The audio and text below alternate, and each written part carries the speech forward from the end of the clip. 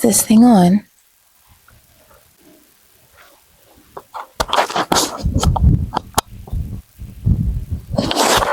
I do believe so. Hey girl, so imagine literally surviving one of the most tumultuous times in your life only to find out that you have uncovered some hidden, forgotten, secret super scion talent that actually helps you through your healing process. That's essentially my journey as an artist in a nutshell. My name is Khai. I am an interdisciplinary artist, and I'm going to share some art with you today. So, a bit about me while I show you some art. Born and raised in DC, I've always been an artist, actually. Before I was walking and talking, I was humming and bopping my head. I was always known growing up to put on a show for my family. Always having an announcement. Excuse me, I have an announcement. And so I've always had a very fiery, independent, free-thinking spirit. And with that also came with uncovering a multitude of talents. I was actually fortunate to be part of a professional gospel choir from elementary school to high school called the Children of the Gospel Mass Choir. And that choir is funded and patroned by the Washington Performing Arts Society here in Washington, D.C. And that was really my first introduction to performance, stage presence, professionalism, taking your craft as an artist seriously.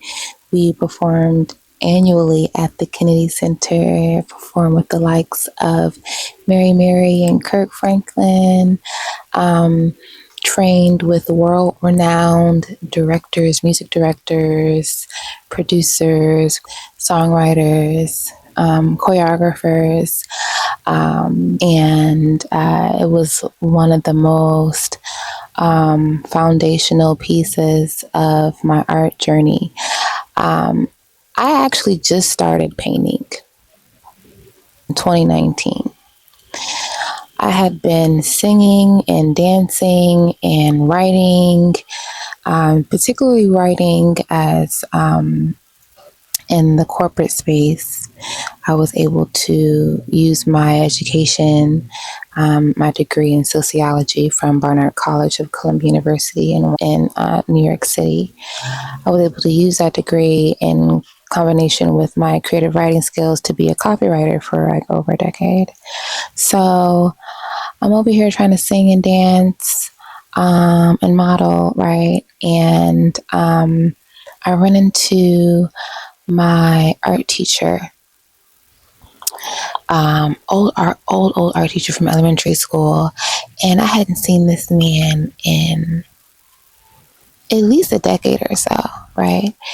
And he comes and he says to me, "Girl, are you painting?"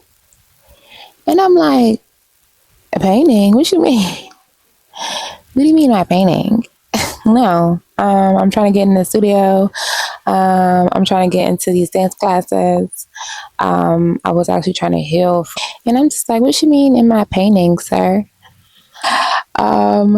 This is around 2019. And he said, "Come by my art studio."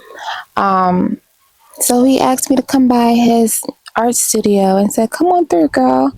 And come by and see if you want to get into some work." So I said, "Okay." Now this man had noticed this in elementary school. He said, "I thought I was really talented," but I went over to hi there. I went over to his art studio. His daughter was there, and she was working on sculpture. He was kind of helping her out, and like he had paintings everywhere in his art studio. I mean, really like just, it was like a storage house almost, of art supplies and paintings. And so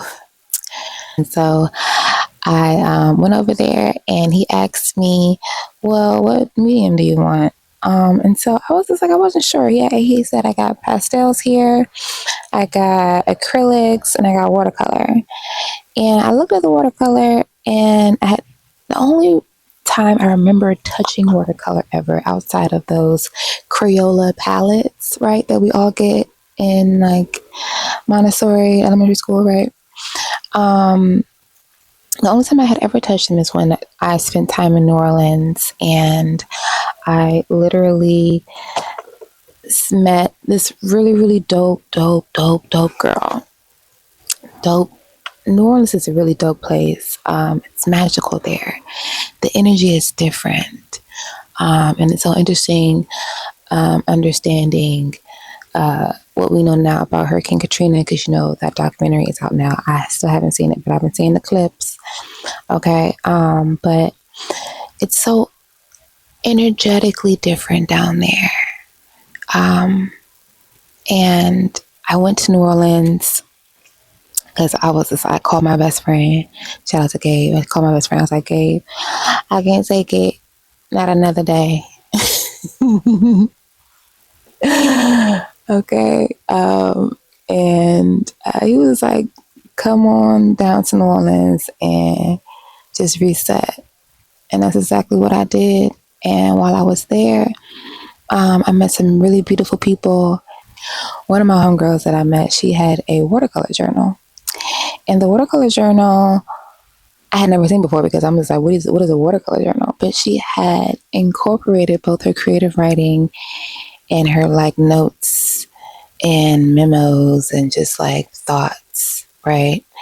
And on the next page, she had a little watercolor doodle. I just thought it was so cool. So immediately I gravitated towards the watercolor in my art teacher's studio. And that's how my journey with watercolor began. It was right before the pandemic happened. And I remember coming there a few times. We were also working on a mural in his art studio. This is art loft on Mount Rainier in DC, or whatever, that houses artists. And we were working on a mural. And then the pandemic hit, okay? And everybody got shut down. So I had to go back to my house, and he just gave me a whole bunch of materials and was just like, here, just do your thing in the crib. And so that's what I did. And so I kept working. While we were locked down. And I just remember channeling as I worked. And it was so therapeutic. It was so meditative. The flow of watercolor, how the medium of watercolor is so different in the fluidity, in the transparency, in the layers, in the patience you have to learn, in the freedom you have to give way to, the unpredictability, in its expression, how it can look opaque and also have so much depth to it. It's such a special medium, and I'm so grateful to use it in my own healing journey, healing transformation. So I center my art in the stories that I tell. I consider myself a creative sociologist, meaning I incorporate my education and my degree in the study of society, of people, and how we relate to each other, how we relate to groups, how we relate to ourselves, and how dynamics are formed, and how that impacts our communities and our societies, right? And so I use that education and that foundation and infuse that with my creative disciplines. So when I talk about the different disciplines, I'm talking about music, fine art, as you can see, dance, video, photography, creative writing, songwriting. And I use that as a way to not only have discourse with what I'm experiencing, what I could be surviving, what I'm reflecting on, what I'm observing, having a dialogue with that, challenging what I'm seeing, asking questions, trying to find a deeper understanding of what things mean and how we can expand our understanding what things mean. I do that with my creative disciplines. So my artwork really focuses on these stories of the African diasporic communities of America, the United States of America. So Black people, everything Black. We are everything Black over here. Okay. And when I say African diasporic communities, I highly identify with my African roots to the extent that I did get my genealogy done. Okay. Now I know there's a whole like data breach thing that's always going around, and like everybody be like, oh, but the government gonna have my information. Yeah, well, the thing about it is, Black people have been so disenfranchised for centuries that we have honestly been robbed of the pride of our nationality, of our ethnicity. Because there's not much pride in being American. There's pride in being Black, right? Because that's different, right? And, we'll have a different conversation about that, right? Understanding where we are from, especially when you look different, you don't look like quote unquote Black, which I've always gotten like, oh, you don't look regular Black. I'm like, that is so fucking rude. Or when somebody has like really curly hair, and they're brown skin or dark skin, there's like really long, they're like, oh, are you all the way Black? Like, no, microaggressive bitch. I'm all the way white. The fuck? Anyway, so I digress. I did go into my ethnicity and find, what tribes that I'm part of, what different countries I could be, directly linked to. And so that was important for me to understand that, one, because there are traditions that we don't really get exposed to because of that disconnect, traditions, culture, understanding, community, sense of community, right? Because we kind of get like a watered down version, obviously, because of slavery. You know what I'm saying? We did our best and we still do our best. We still continue to thrive in spite of, what has happened to us generationally and what continues to show up in our epigenetics, right? So my work focuses on those stories. And then I focus on women. As you can see, I'm a Black woman, okay, period. And I focus on the essence of women. And I'm a feminist. I'm a Black feminist. While I was getting my degree at Barnard College of Columbia University, located in New York City. Thank you very much. I got really into Black feminist thought, hip hop feminist thought, and I'll get into that later in another video. But finding true empowerment in how we are marginalized as Black women, right? Because as society comes at you for being Black, and they come at you for being woman, and then you have the double entendre of being both, right? And we see that happening everywhere in society today about how Black women are treated, how we are received, how we are considered or lack thereof when it comes to healthcare, when it comes to education, when it comes to the workforce, when it comes to everything, business, e-commerce, you know what I'm saying? So I focus on highlighting and celebrating us, and then also finding empowerment in the culture that we cultivate. So I want to get into some more pieces here. I'm just bringing up, what I'm going to do right now is actually pull up my Chocolate City piece, because I said I'm from DC, right? I'm from Washington, D.C., and as I mentioned before, we used to be called Chocolate City because Washington, D.C. was the hub of Black culture, Black revolutionary thought, Black politics, Black empowerment, Black infrastructure, Black enterprise, Black community, Black family, Black love. That's what DC was. Georgetown used to be Black. Okay. Of course, with gentrification, thank you very much, DC has become what we natives call chocolate swirl.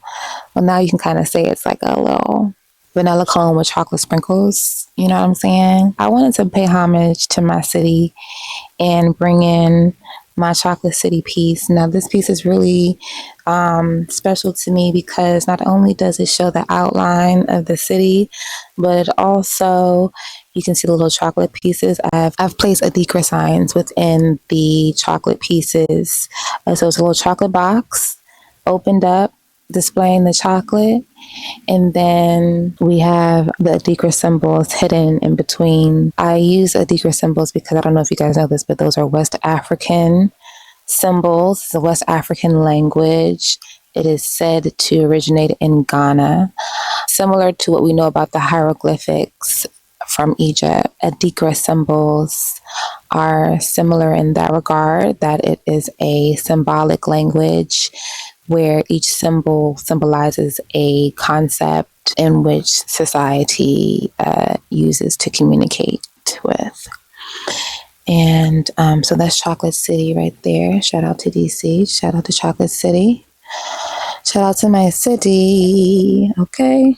So I developed an art brand. The art brand is called Black Girl Blunt, spelled girl with a U. Okay, like girl, my girl. And Black Girl Blunt, it is where I open up a world of creativity for myself without limits and without having to choose a box. Just going towards what calls me and going after it and not thinking about it too much. You know, there's one thing about overachieving creatives, right? And when I say overachieving, meaning I needed time and space to really go within and be creative. I was always like chasing a paycheck, not to really afford exploration of self. So in 2019, when my art teacher called me and was just like, "Are you painting, girl?" And I'm just like, "What you mean am I painting?" Last time we talked about painting, I was 10. Okay. I'm in my 20s, sir. What are you talking about? That was my call to lean in, you know, and I've been leaning in ever since. Oh, you're back. And then we're going to talk about some art. We're going to talk about some art pieces because I've just been holding them up and talking, but we're actually going to talk about them. Okay. All right. I'll be back.